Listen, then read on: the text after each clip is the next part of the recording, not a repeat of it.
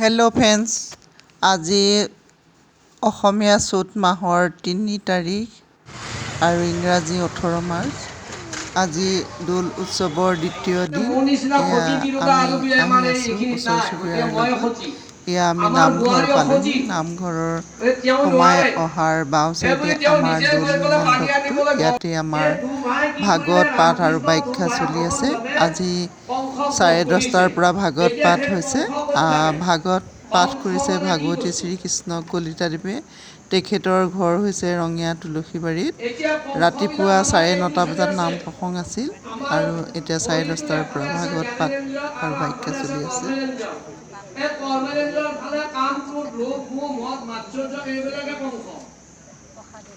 এই কংসবিলাকক আমি জ্ঞানেন্দ্ৰ মাৰ্গেৰে ৰামকৃষ্ণৰে ইহঁতক দমন কৰি ৰাখিব লাগিব। সেইটো হৈছে কংস। আৰু এই কংসবিলাক আৰু কংস হৈছে মথুৰাৰ অধিপতি। আনফালে দিছে ভগৱন্তই। তেওঁ মথুৰাৰ অধিপতি। আৰু কংসৰ পিতৃৰ নাম জানে? কংসৰ পিতৃৰ নাম হৈছে উগ্ৰসেন। আৰু উগ্ৰসেনৰ পৰিবাৰৰ নাম হৈছে সুশীলা। আৰু সুশীলাৰ কংসৰ আচল পিতৃ হৈছে জুমিল ৰাক্ষস। তেওঁ ৰাক্ষসৰ ঔৰজাত সন্তান। বুজি পাইছা? গতিকে কংস উগ্ৰসেনৰ সন্তান নহয়।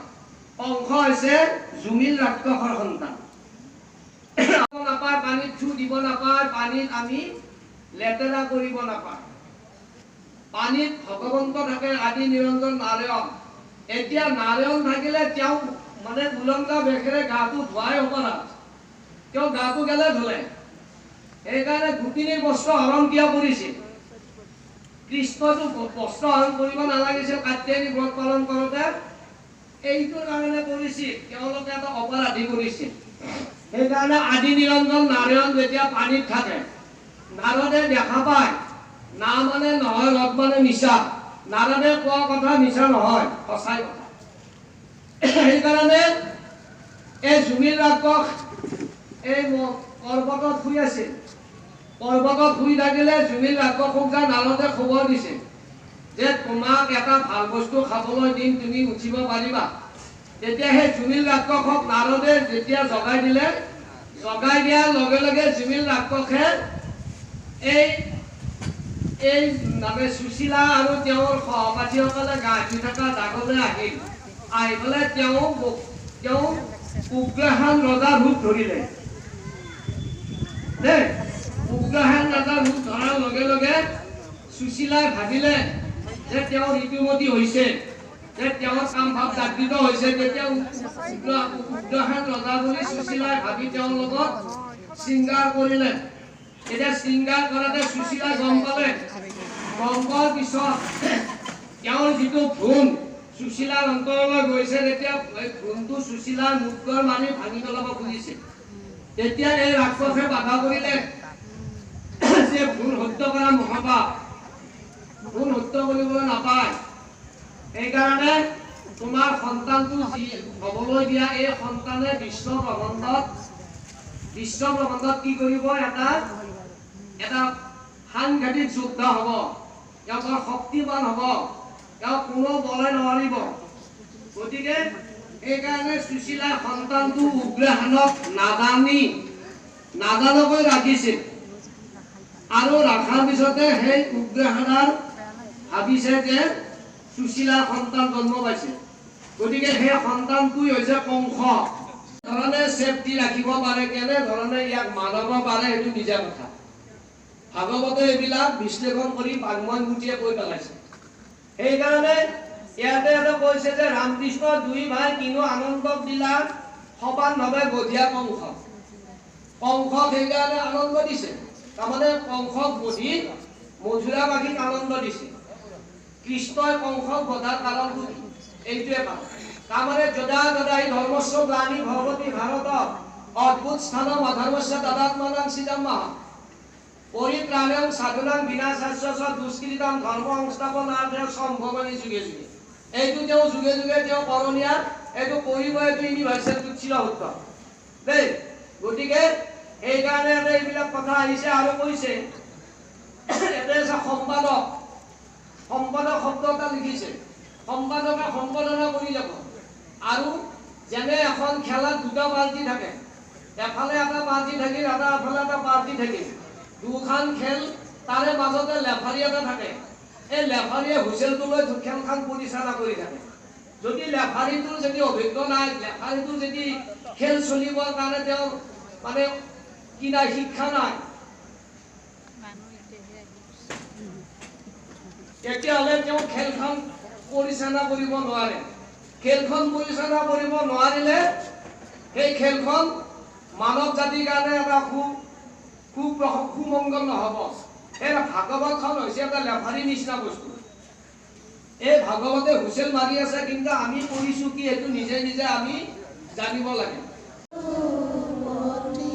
ভাগৱত চৰ্চাৰ পিছত আমি সমূহ ৰাইজে সেৱা লৈছোঁ আৰু সেৱা লোৱাৰ পিছত আমাৰ প্ৰসাদ বিতৰণ আছে আৰু প্ৰীতি ভোজ আছে। সকলোকে প্ৰীতি ভোজ ল'বৰ কাৰণে আমাৰ প্ৰেচিডেণ্টে অনুৰোধ কৰিছে।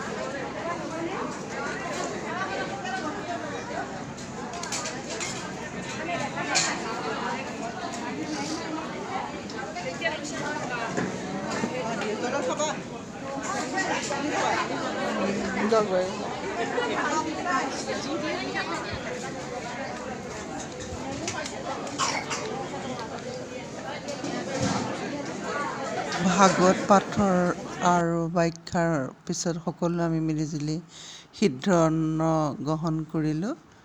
ইয়াৰ পিছতে দ্বিতীয় দিনৰ ভৰদৌল অনুষ্ঠানৰ কাৰ্যসূচী সামৰণি পৰে। আমাৰ মানুহজন নাই, সেইকাৰণে এওঁ সুধি আছে। দিয়া তোমাৰ ভাগৰ দালিকে দিয়া।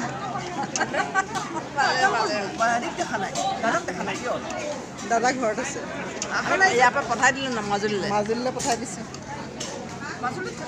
নাই গৈছে আহিব দেখা নাই।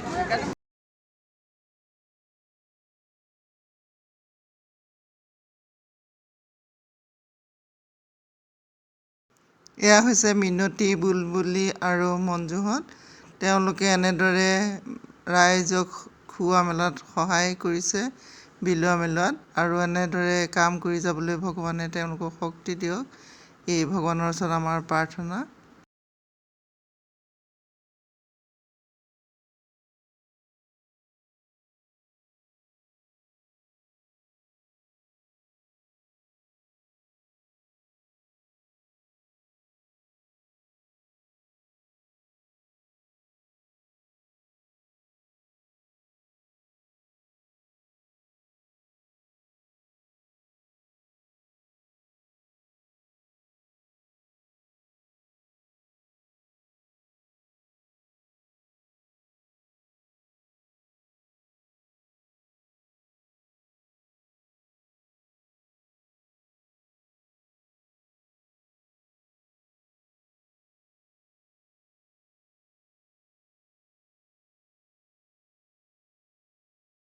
অহাকালিলৈ অনুষ্ঠিত হ'বলগীয়া গোসাঁই ফুৰা সুঁৱৰি উৎসৱত সকলোকে অংশগ্ৰহণ কৰাৰ বাবে আহ্বান জনালোঁ।